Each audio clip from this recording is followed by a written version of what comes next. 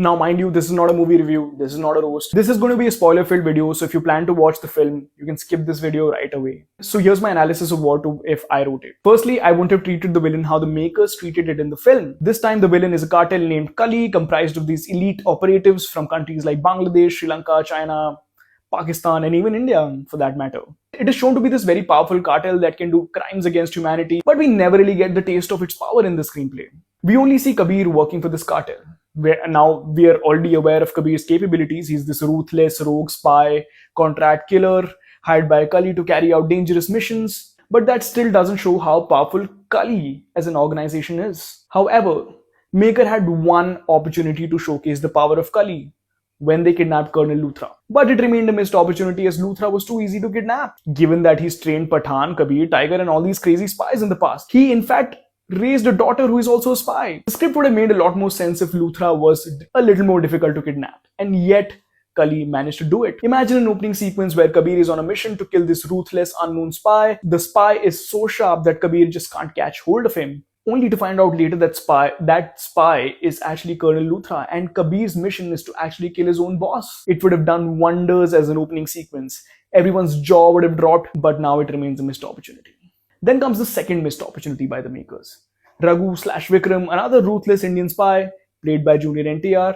He's shown to be this self-centered spy who's all about Raghu first and India second, but he doesn't remain true to his character throughout. In one of the action sequences in the first half, when he's out there to catch Kabir, he surprisingly saves Kabir's ex-fling's daughter Ruhi, who is also very close to Kabir by the way. But in that sequence, Raghu is also okay letting Kabir and Ruhi die on that train. तो पहले बचाए क्यों? Instead, Raghu could have saved Ruhi, kidnapped her, and let Kabir chase him instead, and that would have called for a way more riveting and an exciting plot. Another missed opportunity. Now I'll come to the part where the film stops engaging the audience. The sequence where Raghu secretly meets Kabir somewhere abroad, right before that Janabe Ali song kicks in. Now I understand the makers were trying to insinuate that Kabir and Raghu have now started to trust each other because Raghu tried to save Ruhi.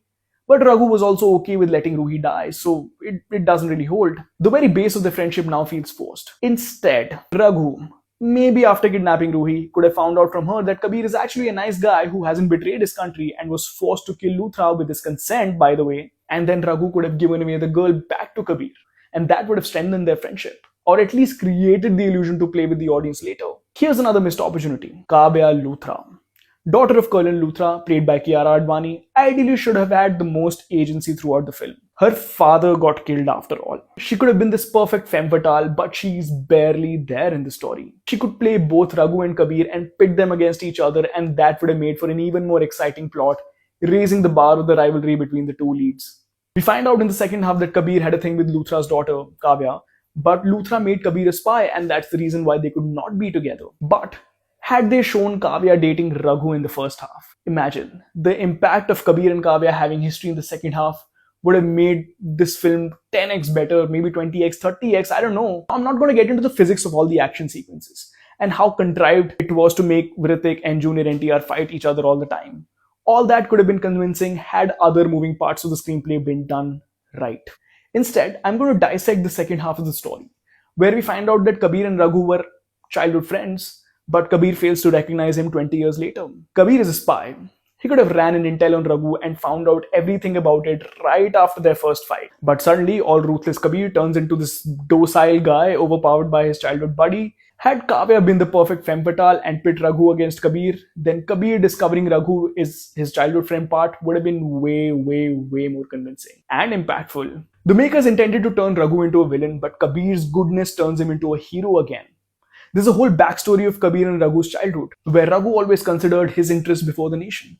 Again, never shown, only told to us. It got extremely confusing for the audience to figure out Raghu. Raghu hated Luthra for not recruiting him as a kid, but he eventually joined the force again, and Kabir never found out. Why? The audience disengages with their childhood bond here. This whole thing could have been solved with a simple narrative. Raghu's patriotism could have been tested by Luthra as a kid. Now imagine, an Indian spy disguised as a Pakistani militant offers Raghu money for intel to use against India. Though Raghu does not intend to give any intel, but he takes the money anyway. And then he finds out that it's a test by Colonel Luthra, and he has failed it. This sequence would have clearly set Raghu's intentions and his eventual reason to associate with an organization like Kali.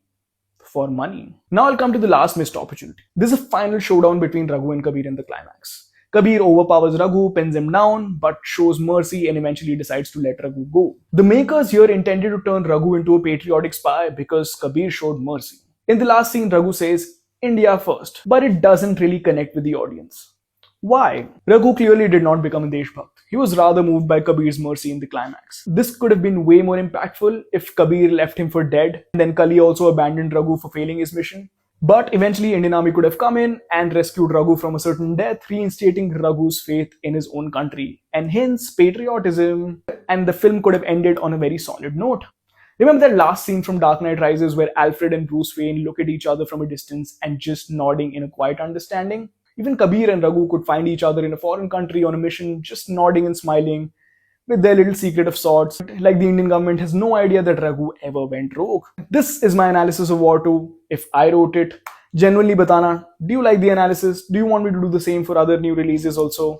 If you can, please tag the filmmakers and actors in the comments below so that the video reaches them. Together we can take Indian storytelling to the globe. And cheers guys, I'll see you in the next video. Bye bye.